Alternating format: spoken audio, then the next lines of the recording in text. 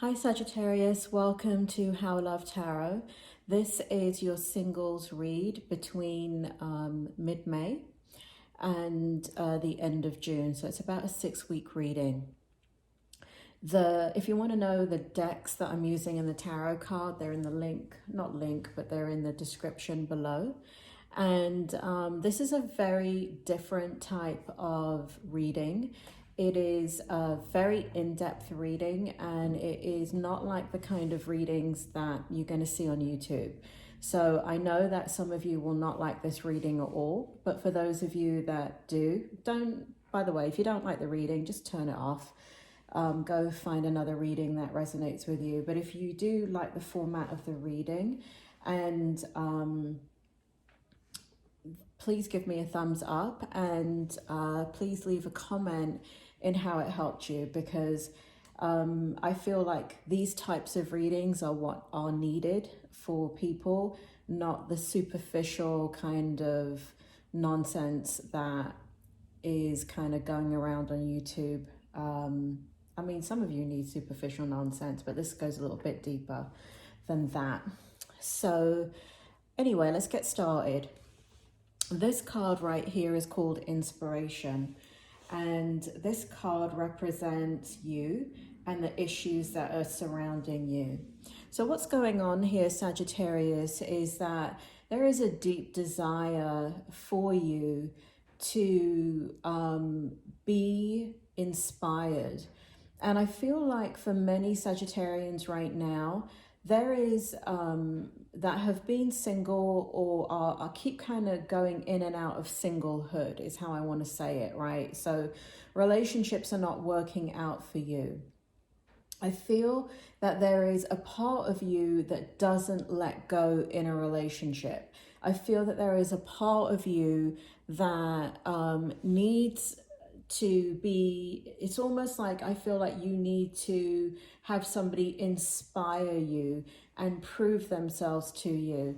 And part of what I'm feeling here is the fact that there's been a lot of rejection and there's been a lot of shutting down, and I want to go into a lot of like early adult, like for some of you early adulthood, some of you even younger than that, like adolescence or in your childhood. But there is kind of like a long history here from your early years that it feels like, where you give less and less of yourself to anybody or in a relationship, because the part of you that needs inspiration, that needs somebody to kind of light that fire within you, you shut down. It's a very vulnerable part of you, and you have it to give, but because of like lots of experiences where that inspiration was present, it got kind of trampled on. And so one of the things that's inhibiting your love life is this ability to share one of the most amazing parts of yourself, which is this beautiful, loving part of you that not only, you know, what's interesting about it is that it will inspire others as well as yourself. And again, the feeling has to be authentic, it has to be real, but you hide it, you keep it inside of you, you do not let others see it. I do believe like you let friends see it, I do believe like you let co-workers see it, but I don't believe in a deep love relationship when you're getting to know somebody or there's a potential there of somebody that you like. I feel like it's very much hidden away. I feel like who you are is very, very different than who you are in your friendships and in relationships that really can't threaten you, right? That you don't give your heart, you give your friendship, you give your time, you give your energy, you give your laughter. But I feel like that part of you is shut down in a relationship. So that is the Inspiration card in the first position. In the second position, we have Beyond the Mind, the Heart Beats. And in the second position, it represents the behavior patterns that are influencing your love life. And so I want to read this out to you again. Beyond the mind, the heart beats. And so what's happening here is it feels like when you meet somebody, it's not your heart that is coming forward. I believe it does, like initially for a moment, it comes forward in order for you to know who you're attracted to and know who, you know, gives you butterflies and who you kind of want to be with. But then everything gets shut down and your mind takes over, right? So the mind is taking over, and when the mind takes over, what you're doing is you are bringing things from the past to filter the person that is in front of you. And in a way, it makes sense given some of the things that you've been through in regards to kind of trying to be discerning, trying to understand, you know, who is this person? What are they about? But the problem is there's some distortion that's going on, because it's not who are you in the natural sense of, you know, let me get to know you without kind of any boundaries, without any filter. It's who are you? Are you going to hurt me? Who are you? Are you going to, are there behaviors there that are red flags? And it's kind of like you're looking for things within the other person to, that are going to be a threat to you. So what you end up doing is those people, there's a lot of kind of pushing the wrong people away and bringing the wrong people to you. The people that you bring to you instead are the people that you feel that, you know, because you're looking for the negative, what ends up happening is you'll find the negative and you push those people away because you look at those things as red flags. And like I said, what I'm picking up here, there is some distortion in what you're looking at. You're looking at similarities between them and other people that have hurt you, but no two people are the same. And as much as you try and stop yourself from being hurt by making really kind of micromanaging what you're seeing in another person and then kind of kicking them to the side or alienating them, what's happening is that you are, because you're looking for it, you're finding it. Whatever we look for in someone, we find. You know, we are a spectrum from good to bad, every single person. And, you know, there are people that bring out the best in us, and there are people that bring out the worst in us. And there are people that look to,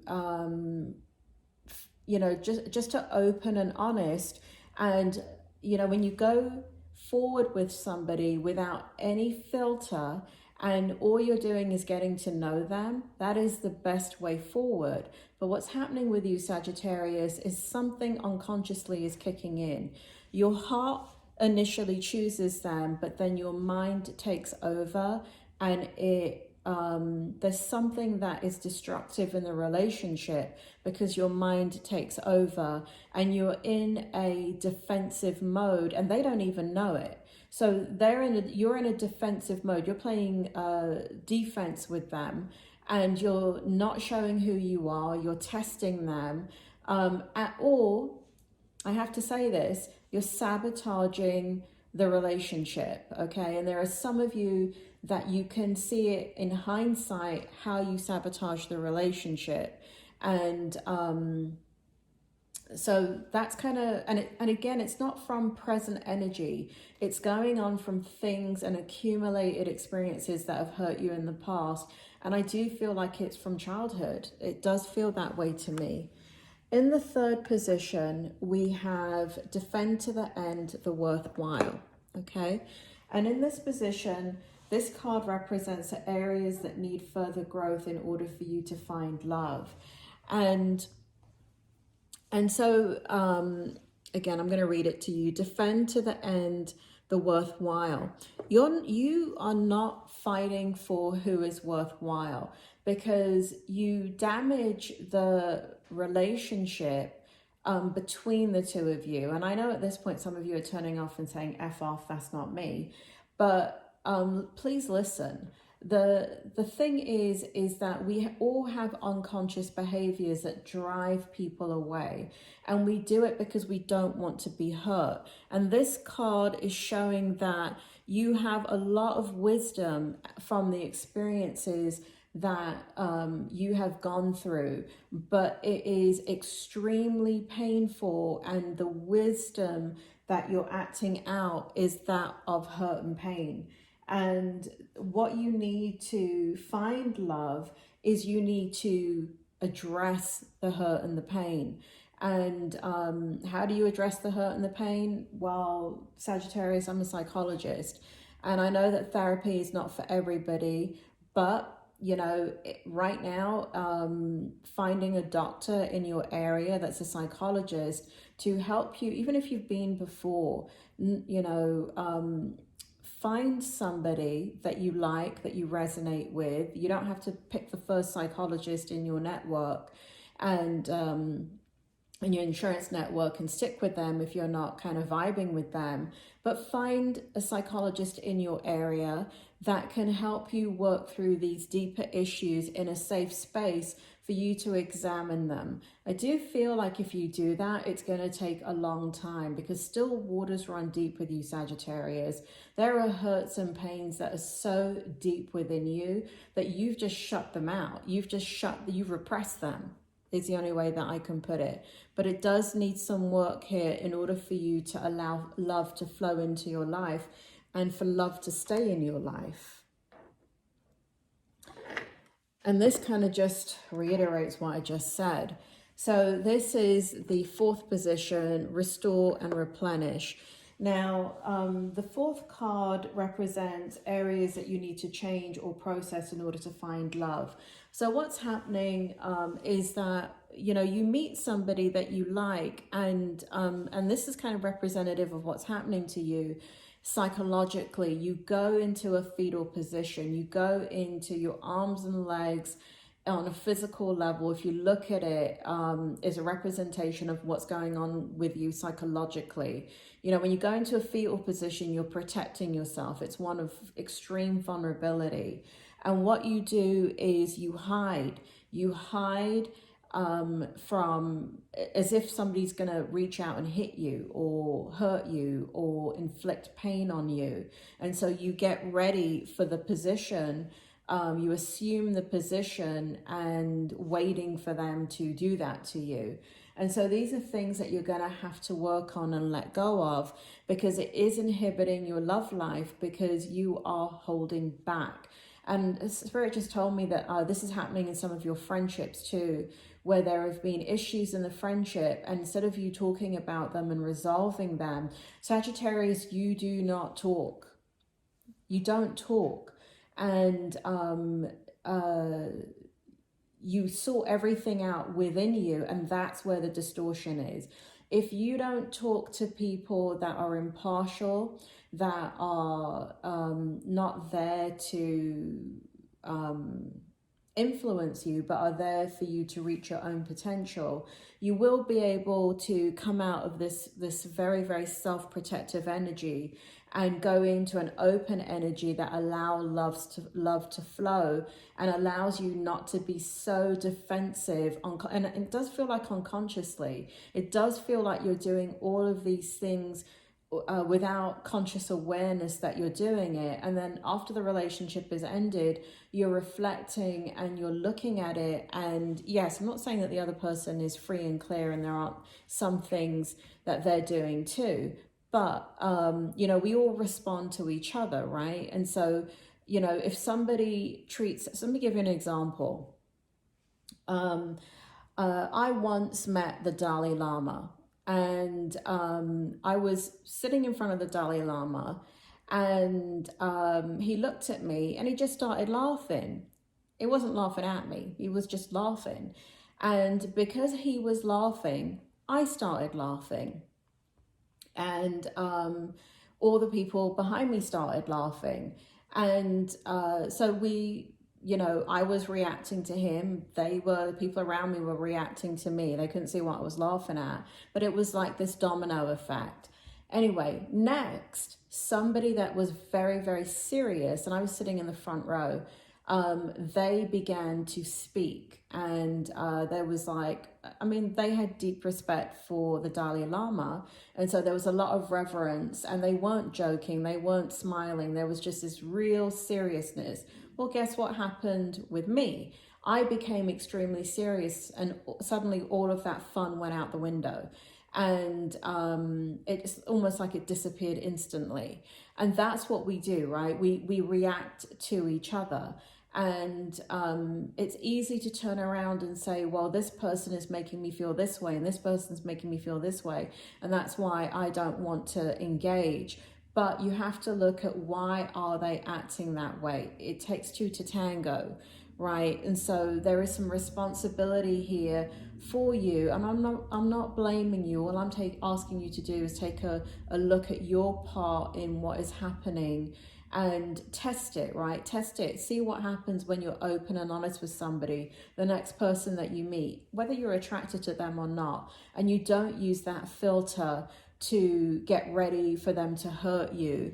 And you act as if they could never hurt you, right? You act as if they're the most wonderful human being, and you are excited to get to know them, and there's no judgment and there's no filter there.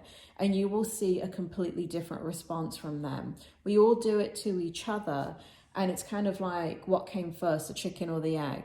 In this situation, I'm not blaming you, Sagittarius, but I'm saying that you do have a big part in what is happening, because people are responding to your actions because you're so shut down. Now, the next is the fifth card, and this represents the area that needs to be liberated within you to allow your love life to flow.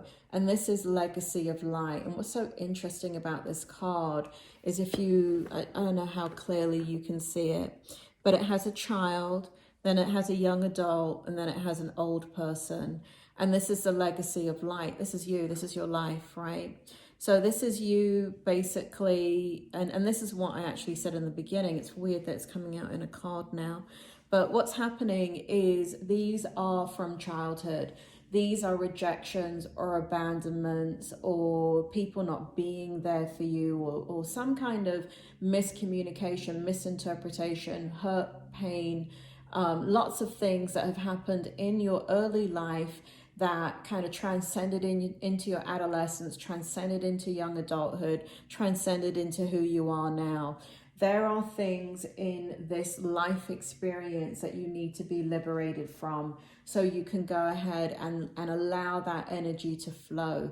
It's not happening now, Sagittarius, and whoever hurt you in the past, you know, there are lessons to be learned about them, about you, about not blame, but really about, you know, how can you be the best partner that you can be? How can you learn how to do the thing that is not natural to you, which is being completely open and completely honest and completely vulnerable when you meet somebody, even though they haven't earned it, right? How can you sit in that strength and, you know, learn who they are, get to know them, show them that beautiful, inspiring side of you, so you can bring that out in them and they can bring it out in you. That's in the fifth position. And overall, what is in this reading over the next 6 weeks, the overall energy is a Four of Pentacles. Managing your resources wisely, extremes in how you give or receive your time or emotions. Seeing things black or white. And that's what's happening with you currently. You're not in your emotions. You are focused on other things like work. You're distracting, Sagittarius, and you're going in extremes. So it's all or nothing. You're either giving, and when you're giving, you're only giving to the people that are non-threatening to you, that can't hurt you. You're not giving to the people that, so if you know somebody, if you're interested in somebody, if there's somebody that you want to date or somebody that you're talking to, you're not giving it says it here, you're guarded, you're extremely guarded, and you're seeing things as black and white, right? They're either good or they're either bad. They do something and it proves to you that, you know what, this person's not for me, black or white. Black or white thinking is a very dangerous way to think, because it cuts out people out of your life or things out of your life that shouldn't be cut out. Sagittarius, you need to be less guarded, but this is the energy that you're in the next 6 weeks. And it's not going to do anything for your love life, let me tell you. It just isn't. So think about that. See if you can observe yourself and look at how you are giving of your emotions in extremes, right? You're giving to those that are non-threatening, really openly, honestly, laughing, having a really great time. But those that you know, Spirit is showing me there are people around you that you're interested in. If you're single, and this could be like online dating or something else, or somebody around you that maybe you have recently let go, but they're still in your atmosphere and you're not reaching out to them even though you want to, right? So things may have ended, they may have ended it with you, or you may have ended it with them. But upon reflection, it is something that you didn't want to end. And out of stubbornness, out of the guardedness, out of the black and white thinking, you are not reaching out to them. You are not, you know, you're going into that fetal position and saying, see, I told you, I knew that this was going to happen, right? You're reinforcing your reality. Sagittarius, I know this reading is not for everybody. I know it's a difficult reading. It's in no way meant to point out the negatives in you, but it is there to show you what needs to change within you in order to bring long-lasting love into your life again. It is there to inspire you and shed some insight and light into what is going on. So you may need to kind of look at this reading, turn it off, and then come back to it 2 or 3 days later and rewatch it, just to, you know, because when you hear things that are negative about yourself, you're going to shut down completely. And you're not hearing anything that is being said in this reading. So it is the kind of thing maybe you need to come back to so you can listen to it again and not feel so guarded with the information that's being brought forward. Sagittarius, you have a lot of love to give. A lot of people love you. You're a great inspiration and you're a great powerhouse. You're great in a relationship when you let your guard down and when you can be yourself. So I hope this was helpful, Sagittarius. If it was, please give me a thumbs up. If you resonate with this reading, please give me a thumbs up and, you know, let me know how you resonated with it in the comments. I really appreciate you listening up until this point, and I will speak to you soon.